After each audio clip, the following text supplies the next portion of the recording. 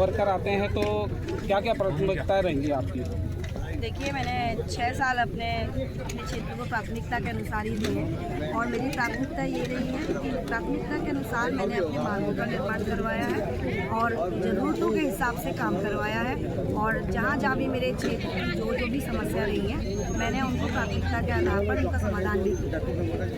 महिलाओं के लिए क्या योजना रहेगी आपकी? महिलाओं के लिए अभी मैंने अपने क्षेत्र में लगभग 100 महिलाएं, जो स्वयं सहायता समूह की महिलाएं हैं, उनको मैंने नगर निगम में रजिस्ट्री उनका करवाया है, उनको रजिस्टर करवाया है। और आने वाले समय में मैं एक विज़न लेके चल रही हूँ कि हम लोग अपनी स्वयं सहायता महिलाओं के द्वारा जो बनाए गए उनको जो पैसा हमारा नगर निगम द्वारा रिलीज़ होगा और उस पैसे से जो भी वो प्रोडक्ट और जो भी वो काम करेंगी, हम एक हाट का आयोजन करेंगे।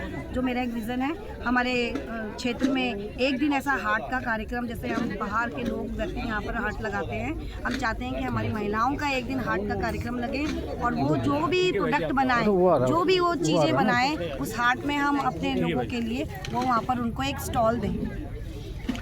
क्षेत्र में नशे का ज़्यादा वो हो रहा है, युवा पीढ़ी हमारी बर्बाद हो रही है, तो उसके लिए जैसे आपको शायद मालूम है कि नहीं, मुख्यमंत्री जी का 2025 हमारा एक नशा मुक्त उत्तराखंड बनाने की उनकी बड़ी वो है, उसमें चल रहा है बहुत। हमारी पुलिस भी, नार्कोटिक्स डिपार्टमेंट सब बड़े उससे लगे हुए हैं, अरेस्ट कर रहे हैं और फिर भी ये बढ़ता जा रहा है। इस पर हम अपने क्षेत्र में किस तरह से इसका वो लिया जाए? जी, आप बिल्कुल सही कह रहे हैं। माननीय मुख्यमंत्री जी भी इसके लिए चिंतित हैं और ये एक बहुत बड़ा और बहुत ही गंभीर विषय है कि आज की युवा पीढ़ी है हमारी, वो नशे की ओर बढ़ती जा रही है। और ये जो नशा बेचने वाले हैं, नशा खरीदने वाले हैं, इन पे कमर कसना बहुत ज़रूरी है।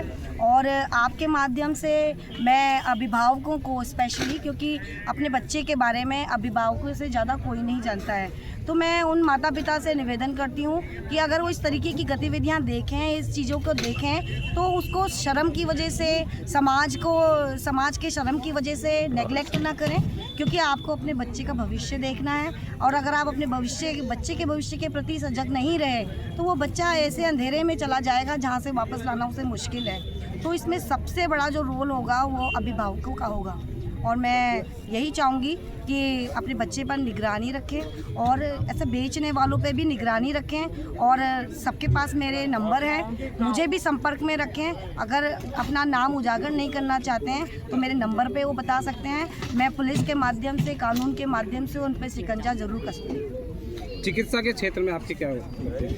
जी, चिकित्सा के क्षेत्र में मैंने अपने 5 साल में पूरी कोशिश भी की है कि हमारे यहाँ एक ज़मीन है, बंजर ज़मीन हमारी भूमि उपलब्ध है, और मैंने कोशिश की कि वहाँ पर हमारे जो एलोपैथिक चिकित्सालय हैं खुलें।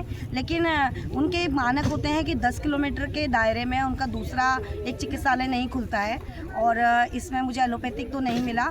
लेकिन इन 5 सालों में मेरी कोशिश रहेगी कि मैं आयुष, जो हमारा आयुर्वेदिक जो होते हैं, वो मैं डिस्पेंसरी या चिकित्सालय खोल पाऊँ, 10 बेड का, 20 बेड का, ताकि, क्योंकि हमारी जो पुरानी पद्धति है हम उसे भूलते जा रहे हैं। हम एलोपैथिक में चले गए और हमें जल्दी तुरंत इलाज चाहिए।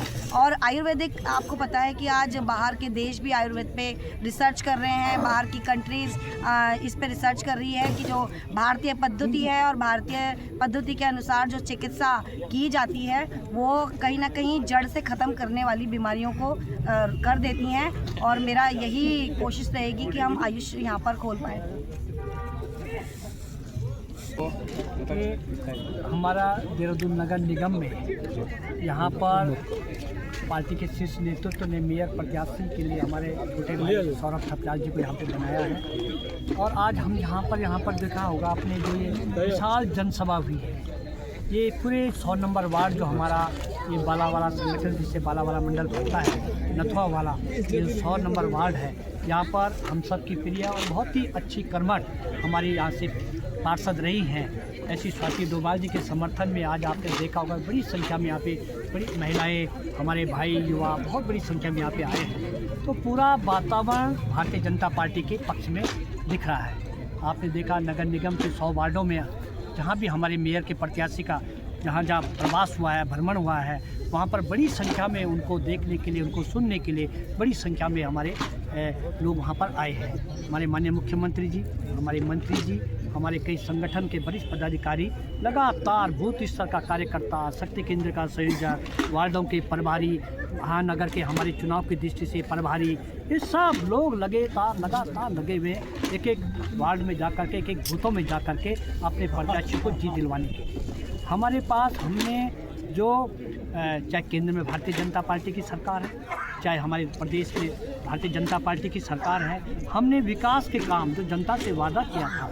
उन कामों को हमने पूरा धरातल पे उतारा है। बहुत अच्छा काम आप लोग देखेंगे, कहीं घूमेंगे तो जो हमने जनता से वादा किया था, लोकसभा की दृष्टि से हो, चाहे असेंबली की दृष्टि से हो, और चाहे लोकल बॉडी के नगर निगम के चुनाव हो रहे हैं, उसकी दृष्टि से जो हमने संकल्प पत्र लेकर के जनता के बीच में हम गए थे, वहाँ पर हमने उन कामों को हमने 100% पूरा किया है। इसलिए जनता का जो सैलाब उमड़ रहा है, जनता का जो विश्वास हमने जीता है, हमारे मेयर के प्रत्याशी हों, चाहे हमारे वार्ड के हमारे पार्षद के प्रत्याशी हों, उनको मिल रहा है।